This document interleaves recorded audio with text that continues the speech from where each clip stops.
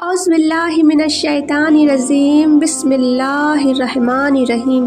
شروع اللہ تبارک و تعالیٰ کے نام سے جو بڑا مہربان اور نہایت رحم کرنے والا ہے۔ خانہ کعبہ مسلمانوں کے لیے کتنی اہمیت رکھتا ہے یہ ہر ایک مسلمان کو پتہ ہے۔ دنیا کے ہر ایک شخص کو پتہ ہے کہ مسلمانوں کے نزدیک خانہ کعبہ کی کیا اہمیت ہے۔ خانہ کعبہ مسلمانوں کے دلوں کی دھڑکن ہے۔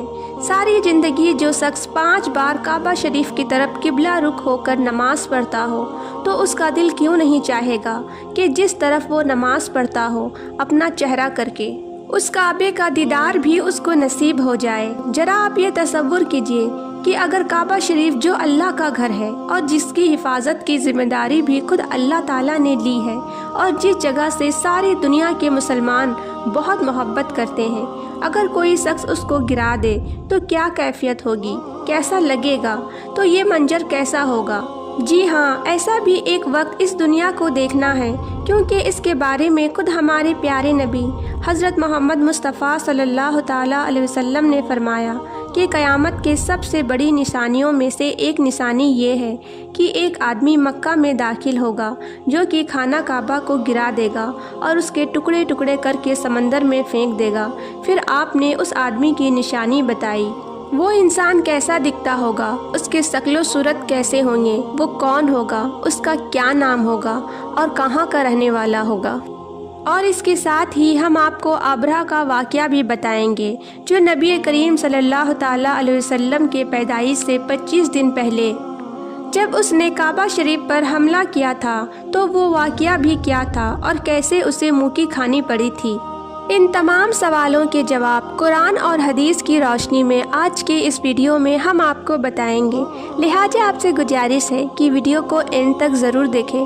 ویڈیو کو لائک اور چینل کو سبسکرائب کرتے ہوئے نوٹیفیکیشن بیل کو ضرور دبائیں تاکہ میرے سبھی آنے والے ویڈیو کی نوٹیفیکیشن آپ کو آسانی سے مل سکے۔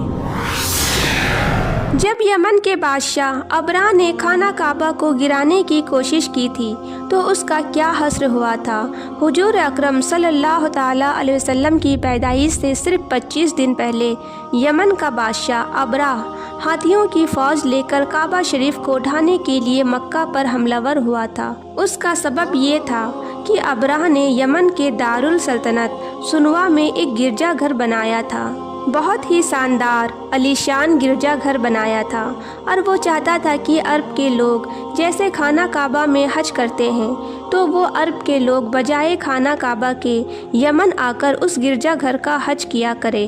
جب مکہ والوں کو یہ معلوم ہوا تو قبیلہ کنانہ کا ایک شخص گیج و گجب میں جل بھن کر یمن گیا اور وہاں کے گرجا گھر میں بہانہ بنا کر گھس گیا اور اس گرجا گھر میں جا کر اس نے گندگی کی، نجاست کی اور اسے لت پت کر دیا۔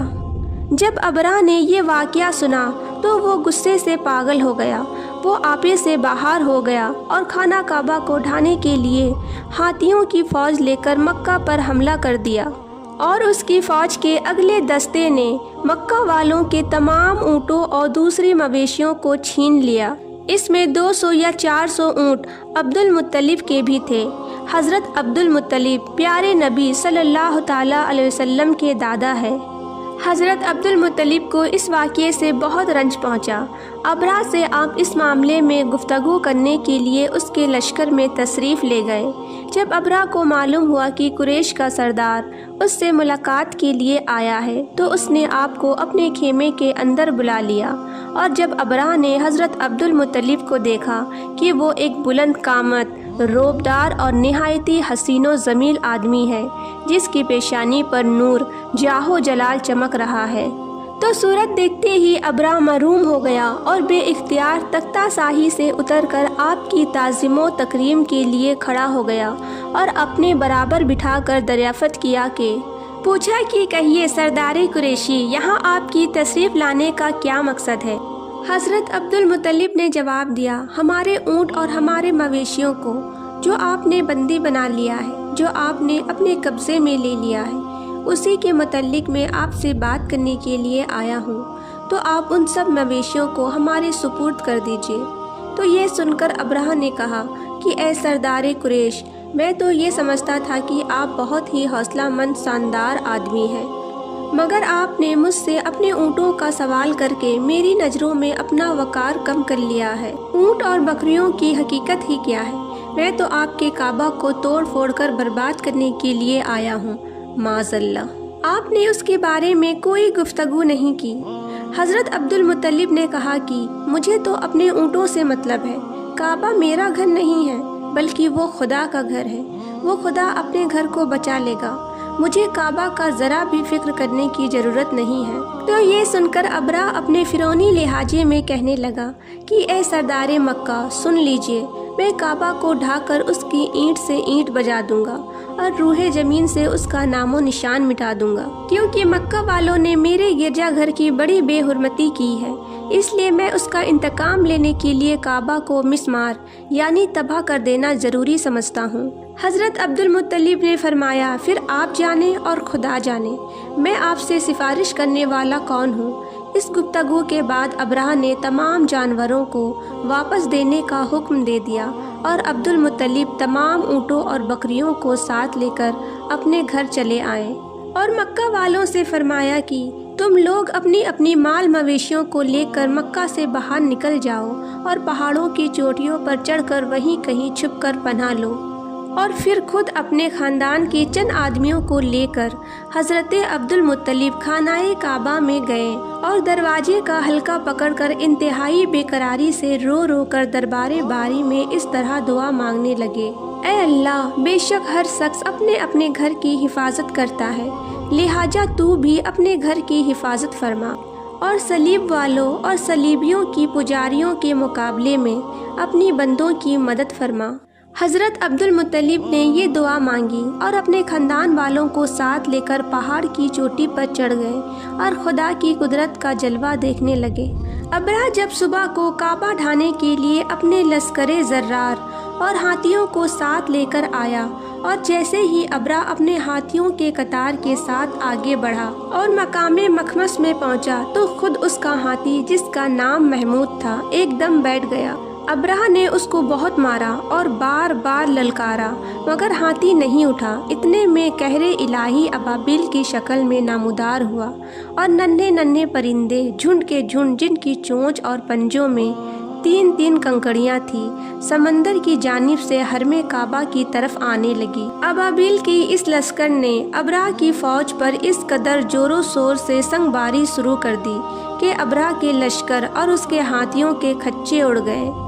ابابیل کی سنگ باری خداوند قہار و جبار کے قہر و غضب کی ایسی مار تھی کہ جب کوئی کنکری ہاتھی سوار کے سر پر پڑتی تھی تو وہ اس آدمی کے بدن کو چھیدتی ہوئی ہاتھی کے بدن کے پار ہو جاتی تھی۔ ابرہ کے فوج کا ایک بھی آدمی زندہ نہیں بچا اور سب کے سب ابرہ اور اس کے ہاتھیوں سمیت اس طرح ہلاک و برباد ہو گئے کہ ان کے جسموں کی بوٹیاں ٹکڑے ٹکڑے ہو کر زمین پر بکھر گئی۔ چنانچہ قرآن مجید میں سورہ فیل میں اللہ تعالیٰ نے اس واقعے کا ذکر کرتے ہوئے فرمایا، یعنی اے محبوب، کہ آپ نے نہیں دیکھا کہ آپ کے رب نے ان ہاتھی والوں کا کیا حال کر ڈالا؟ کیا ان کے داؤں کو تباہی میں نہ ڈالا اور ان پر پرندوں کی ٹکڑیاں بھیجی تاکہ انہیں کنکڑوں کے پتھروں سے مارے تو چبایا ہوا بھوس جیسا بنا ڈالا؟ ابرہ اور اس کے لشکریوں کا یہ انجام ہوا تو عبد المطلب پہاڑ سے نیچے اترے اور خدا کا شکر ادا کیا، اور تمام اہل عرب ان کو ایک خدا رسیدہ بزرگ کی حیثیت سے قابل احترام سمجھنے لگے۔ اب آپ کو اس واقعے کے بارے میں بتاتے ہیں جو قیامت کے نزدیک پیش آئے گا، جس کے بارے میں حضرت محمد مصطفیٰ صلی اللہ تعالیٰ علیہ وسلم نے فرمایا تھا۔ اللہ پاک کا آپ صلی اللہ تعالیٰ علیہ وسلم پر خاص کرم یہ ہے کہ آپ صلی اللہ تعالیٰ علیہ وسلم کو اللہ پاک نے تمام علم عطا فرمائے جس کا تصور ہمارا انسانی ذہن کبھی نہیں کر سکتا۔ جو بات ہمارے نبی صلی اللہ تعالیٰ علیہ وسلم نے فرما دی وہ پوری ہو کر رہے گی۔ اللہ پاک ارشاد فرماتا ہے، اور وہ یعنی نبی کوئی بات اپنی خواہش سے نہیں کرتے، وہ وہی کہتے جس کی انہیں وحی کی جاتی ہے۔ اللہ پاک کے علم کے سمندر کے مقابلے میں نبی اکرم صلی اللہ تعالیٰ علیہ وسلم کا علم ایک ستارہ ہے۔ آپ صلی اللہ تعالیٰ علیہ وسلم کا ایک قطرہ تمام مخلوق کے لیے سمندر کے برابر ہے، یہ بات سچ ہے کہ ہم آپ صلی اللہ تعالیٰ علیہ وسلم کے علم کے بارے میں اندازہ نہیں لگا سکتے۔ اللہ کی ذات بہت ہی وسیع ہے، ہم اس کا اندازہ کس طرح لگائیں گے؟ آپ صلی اللہ تعالیٰ علیہ وسلم نے اپنے سے پہلے گزرے ہوئے انبیاء اکرام اور ان کے امتوں کے ساتھ ساتھ آنے والی وقتوں کے بارے میں بھی فرمایا۔ محدثین اور مفسرین کا کہنا ہے کہ جب قیامت قریب آنے والی ہوگی تو خانہ کعبہ کو گرائے جانے کا واقعہ پیش آئے گا۔ جن لوگوں کو اس کے بارے میں علم نہیں ہے ان کو اس بارے میں حدیث مبارکہ کی روشنی میں بتاتے ہیں۔ خانہ کعبہ اللہ پاک کی نشانیوں میں سے ایک عظیم و شان نشانی ہے۔ جب تک کعبہ قائم ہے اس وقت تک دنیا بھی قائم اور قائم رہے گی۔ جب خانہ کعبہ کو گرا دیا جائے گا تب قیامت رونما ہوگی۔ جب قیامت قریب آئے گی تب ایک بدبخت حبشی خانہ کعبہ کو گرا دے گا، پھر قیامت آئے گی۔ محمد مصطفیٰ صلی اللہ تعالیٰ علیہ وسلم نے فرمایا، حبشہ کو چھوڑے رہو جب تک وہ یمن کو چھوڑے رہے، کیونکہ کعبے کا خزانہ نہ نکالے گا مگر حبشہ کا ایک چھوٹی پنڈلیوں والا، کعبے کو گرانے والا ایک غیر مسلم حبشی ہوگا۔ حبشہ کے بارے میں ایک روایت ہے، ایتھوپیا جو ہے اس میں جو افریقن ایریا ہے اس کو حبشہ کہا جاتا ہے۔ حبشہ سے ایک حبشی کعبہ شریف کو گرانے کے ارادے سے اور اس کے نیچے سے خزانہ نکالنے کی نیت سے پوری رات چلے گا، یہاں تک کہ وہ کعبے تک پہنچ جائے گا۔ یہ بات مشہور ہے کہ کعبے کے نیچے بہت سارے بادشاہوں کا خزانہ دبا ہوا ہے۔ یہ شخص اسی لالچ میں اسی خزانے کو حاصل کرنے کے لیے خانہ کعبہ کو ڈھا دے گا۔ اس کمینے حبشی کے بارے میں آپ صلی اللہ تعالیٰ علیہ وسلم نے ارشاد فرمایا، اس حبشی کی شکل و صورت ایسی ہوگی کہ وہ چھوٹی پنڈلیوں والا ایک حبشی ہوگا جو خانہ کعبہ کو گرائے گا، جبکہ بخاری شریف میں لکھا ہے کہ رسول اللہ صلی اللہ تعالیٰ علیہ وسلم نے فرمایا، گویا میں اس حبشی کو دیکھ رہا ہوں، وہ کالا اور چوڑی ٹانگوں والا ہے، کعبہ کی پتھر اور اینٹوں کو اکھاڑ اکھاڑ کر پھینک رہا ہے۔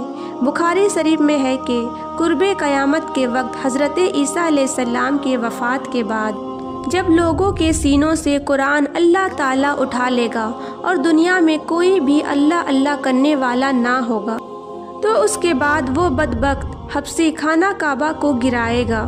اس حدیث میں افزے کا لفظ استعمال ہوا ہے، اور افزے وہ ہے جو اکڑتا ہوا چلے اور چلنے میں دونوں پنجے نزدیک رہے اور دونوں ایڑیوں میں فاصلہ رہے، وہ حبشی مردود جو قیامت کے قریب خانہ کعبہ کو ڈھائے گا اس شکل کا ہوگا۔ دوسری روایت میں ہے کہ اس کی آنکھیں نیلی، ناک پھیلی ہوئی ہوگی اور پیٹ بڑا ہوگا۔ اس کے ساتھ اور بھی لوگ ہوں گے، وہ کعبہ کا ایک ایک پتھر اکھاڑ ڈالیں گے اور سمندر میں لے جا کر پھینک دیں گے۔ یہ قیامت کے بالکل نزدیک ہوگا۔ اللہ تعالیٰ سے دعا ہے اللہ پاک ہم سب کو نیک کام کرنے کی توفیق دے اور برائیوں سے دور رہنے کی توفیق عطا فرمائے، آمین یا رب العالمین۔